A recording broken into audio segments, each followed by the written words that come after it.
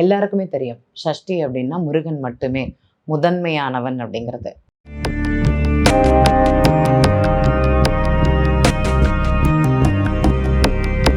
ரகசிய உண்மை நண்பர்களுக்கு வணக்கம். முருகக் கடவுளை வணங்காதவர்கள் யாருமே கிடையாது. சின்ன குழந்தையிலேருந்து பெரியவர்கள் வரைக்கும் அந்த முக்தி மோட்சம் எல்லாமே எங்கே கிடைக்கும் பார்த்திங்கன்னா முருகன்ட்டு தான். ஒரு தலைமை பதவி அப்படின்னா நீங்கள் எங்கே போவீங்க? உயர்ந்த முருகன் கோவில்னு சொல்லலாம்.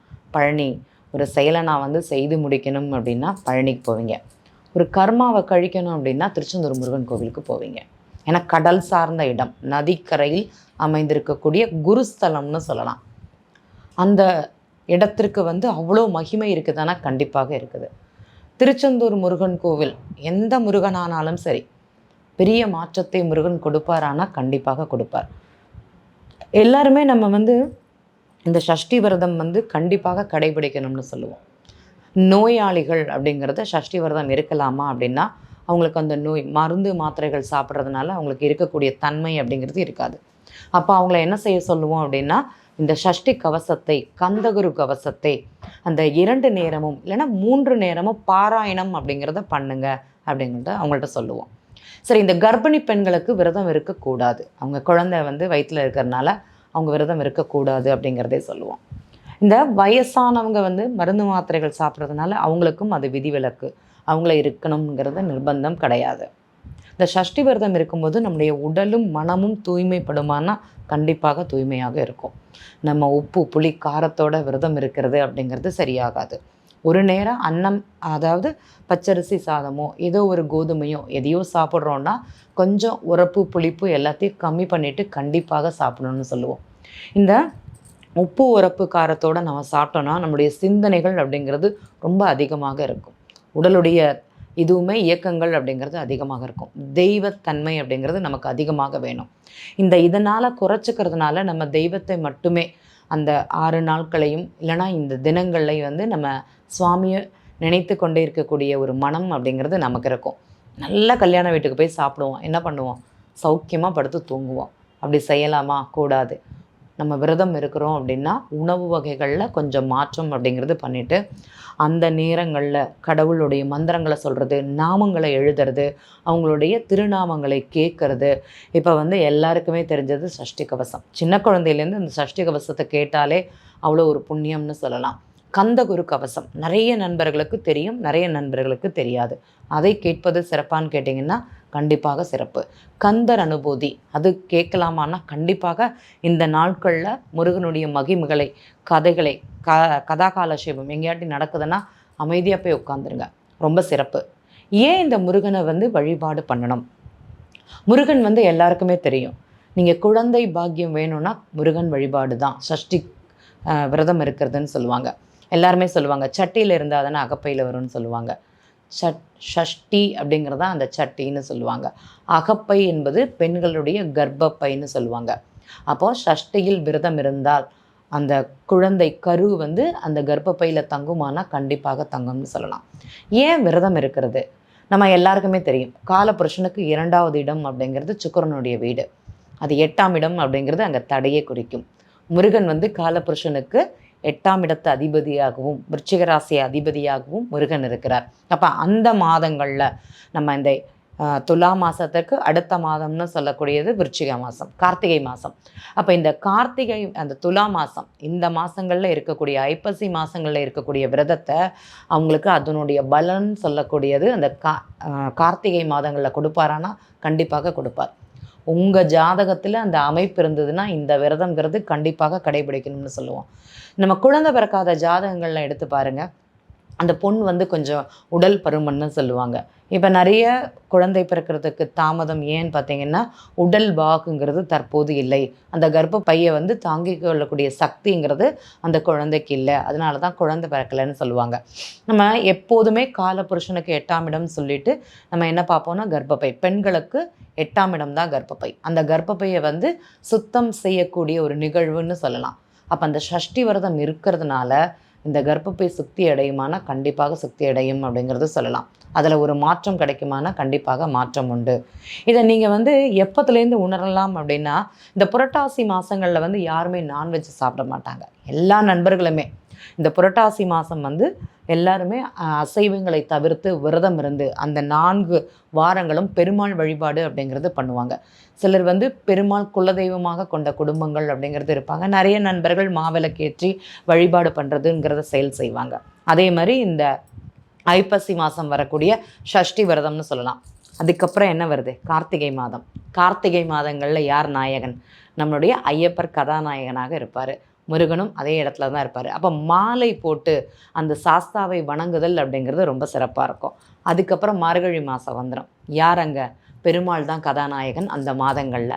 அப்போ அவருக்காக அந்த விரதம் இருப்பது, மார்கழி நோம்பிருந்து பெண்கள் வந்து மனமாகாத பெண்கள் மனம் முடிக்கக்கூடிய ஒரு நாள்னு சொல்லலாம். அதுக்கப்புறம் யார் வராங்க? நமக்கு தை மாதம் வந்துவிடும். தை மாதத்தில் யார் சிறப்பு? பொங்கல் சிறப்பு. அந்த பொங்கலுக்கு முந்தின நாள் அந்த இன்றைக்கும் கிராம வீடுங்களில் இருக்கிறவங்க பொங்கல் கழியிற வரைக்குமே, அதாவது அந்த பொங்கல் விழா முடிகிற வரைக்குமே வீடுகளில் வந்து அசைவம் அப்படிங்கிறது தவிர்ப்பாங்க. இந்த மாதங்களில் இந்த ஒரு மாதத்துக்கு முன்னாடி வெள்ளை அடிச்சிட்டாங்கன்னா அவங்க வீடுகளில் அந்த அசைவத்தை தவிர்த்தல் அப்படிங்கிறது கண்டிப்பாக செய்வாங்க. அப்போ இந்த 6 மாத காலங்கள் சூரியனோட நகர்வுன்னு சொல்லலாம். சிம்ம ராசியிலேருந்து இந்த மாதங்கள் வரைக்குமே நம்ம அசைவம் தவிர்த்தல் அப்படிங்கிறது ரொம்ப சிறப்பாக இருக்கும். அது நம்மளுடைய வாழ்க்கையில் நிறைய மாற்றங்களை தருமானா கண்டிப்பாக மாற்றம் தரும். சூரியன் வந்து ஏற்றமான ராசிகள்லேருந்து இரக்கமான ராசிகள் சஞ்சரிக்க உத்தராயணம் தக்ஷாயணம் சொல்லுவாங்க.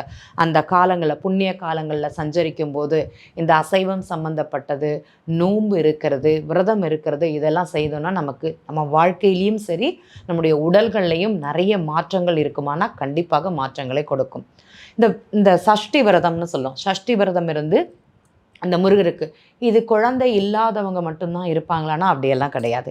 திருமணம் ஆகாத பெண்கள் கூட இந்த சஷ்டி விரதம் இருப்பது சிறப்பு. ஏன்?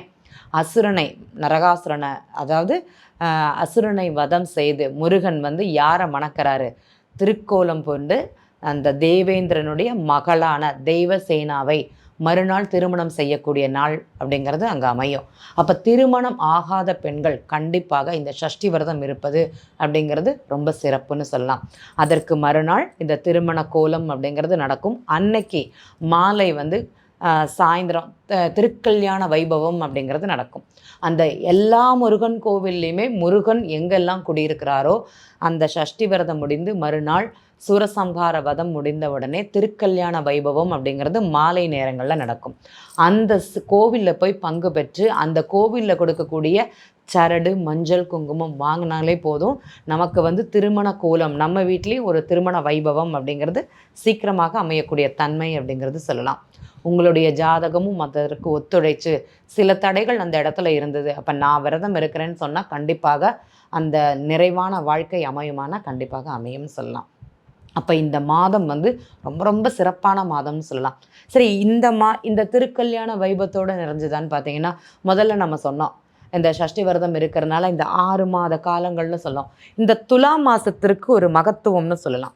எப்போதுமே காலபுருஷனுக்கு 7வது இடம் அப்படிங்கிறது இந்த துலாம் மாதம். திருமணம் ஆகாதவர்களுக்கு இந்த மாதங்கிறது ரொம்ப ரொம்ப விசேஷம்.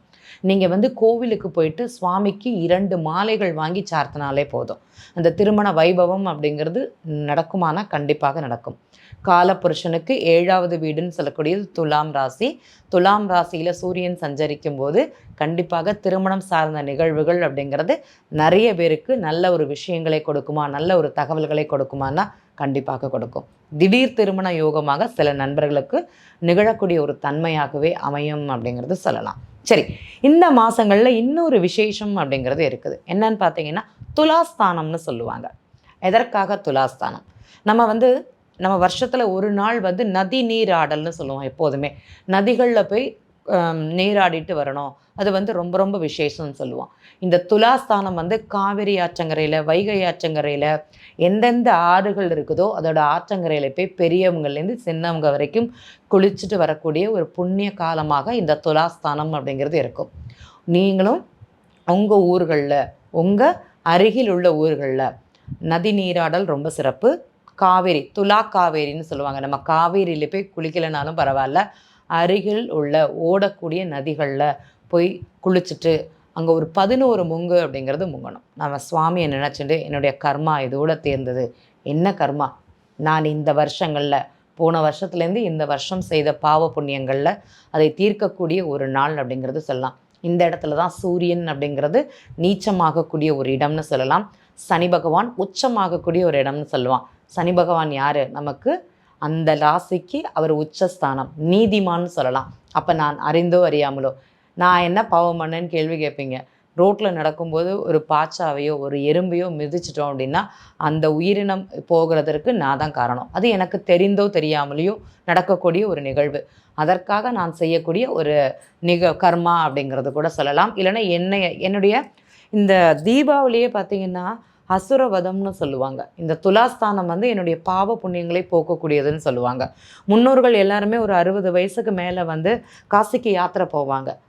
காசிக்கு போகிறவங்க அதே மாதிரி தான் இருப்பாங்க. திரும்பி வருவாங்கன்னா ஒரு சிலர் மட்டுமே திரும்பி வரக்கூடிய ஒரு காலம். அந்த கடைசி காலத்தை அங்கே கழிச்சுப்போம் அப்படிங்கிறத நம்ம எல்லாருமே கேள்விப்பட்டிருக்கோம். இந்த மாதிரி தான் இந்த துலாஸ்தானம் செய்யும்போது நமக்குள்ள நிறைய மாற்றங்களை உணர முடியுமானா கண்டிப்பாக உணர முடியும். இந்த சஷ்டி விரதத்திற்கு குழந்தையிலேருந்து திருமணம் வந்து எல்லாமே ஒரு போக்கக்கூடிய நாளாக இருக்குமானா கண்டிப்பாக இருக்கும். இந்த சஷ்டி விரதத்தை வந்து கடன் அடைக்கக்கூடிய தன்மை கிடைக்குமானா கண்டிப்பாக கிடைக்கும். வருமானத்தை போக்கக்கூடிய தன்மை இருக்குமானா கண்டிப்பாக இருக்கும். ஏன்னா காலபுருஷனுக்கு 2ஆம் இடம் சொல்லக்கூடியது வருமானம். 8ஆம் இடம் அப்படிங்கிறது தீராத பிரச்சனைகளை, தீராத நோயை தீர்க்கக்கூடிய ஒரு தன்மை. அப்போ இந்த நாட்களில் அந்த முருகன் வழிபாடு, அந்த சஷ்டி விரதம் இருப்பது, முருகன் கோவிலில் சென்று சுவாமியை தரிசனம் செய்வது, அந்த சஷ்டி கவசம், கந்த குரு கவசம், கந்தர் அனுபூதி, இதெல்லாம் நம்ம படிக்க என்றைக்குமே படிக்கணும். அதை செய்யாதவர்கள் இந்த மாதங்களில் இந்த 6 நாட்களில் செய்வது ரொம்ப சிறப்புன்னு சொல்லலாம். உங்களுடைய நீண்ட கால கடன் தீரணுமா கண்டிப்பாக மாதத்தில் வரக்கூடிய சஷ்டியை கெட்டியாக பிடிச்சிக்கோங்க அப்படிங்கிறதான் சொல்லுவோம். எனக்கு வருமான தடை இருக்குது, அது எப்போ சரியாகும்? எனக்கு நான் எதிர்பார்க்குற வருமானங்கிறது அதிகம், அது இந்த காலகட்டங்களில் கிடைக்குமானா இந்த முருகன் வழிபாடு. 2ங்கிறது வருமானம், 8ங்கிறது தடை. அப்போ 2ங்கிறது வாக்கு, 8ங்கிறது தடை. 2ங்கிறது வாய், உணவு, 8ங்கிறது கட்டுப்படுத்துதல். இந்த உணவை கட்டுப்படுத்தினால் இந்த 6 நாட்களில் வரக்கூடிய விரதத்தை மேற்கொண்டாலே அது பாதி நமக்கு இந்த பிரச்சனையை தீர்க்கக்கூடிய ஒரு காலமாகவும் அமையும். சிலர் வந்து இந்த சஷ்டி விரதத்தில் மௌன விரதம் இருக்க சொல்லுவோம். நம்மளுடைய அக்ஷய லக்னத்திற்கு இல்லைன்னா உங்களுடைய லக்னத்திற்கு அஷ்டமாதிபதின்னு சொல்லக்கூடிய கிரகம் இந்த இடங்களில் சம்மந்தப்பட்டதுன்னா கண்டிப்பாக இந்த சஷ்டி அன்னைக்கு வரக்கூடிய ஒரு நாளாகட்டு மௌன விரதம் இருப்பது அப்படிங்கிறது சிறப்பு. அவங்க மட்டும்தான் இருக்கணுமா, நாங்கள்லாம் இருக்கலாமான்னா கண்டிப்பாக இருக்கலாம். இந்த கோர்ட்டு கேஸ் உள்ளவங்க எல்லாம் இந்த நாட்களில் மௌன விரதம் இருந்து பாருங்கள். உங்கள் வாழ்க்கையில் மாற்றம் இருக்குமானா கண்டிப்பாக அதற்கு ஒரு தீர்வு அப்படிங்கிறது கிரகங்கள் உங்களுக்கு கொடுக்குமானா கண்டிப்பாக கொடுக்கும். இதுவும் ஒரு பரிகாரம் அப்படிங்கிறது சொல்லிக்கலாம். நன்றி. மீண்டும் இதுபோல் நிகழ்வில் சந்திக்கலாம்.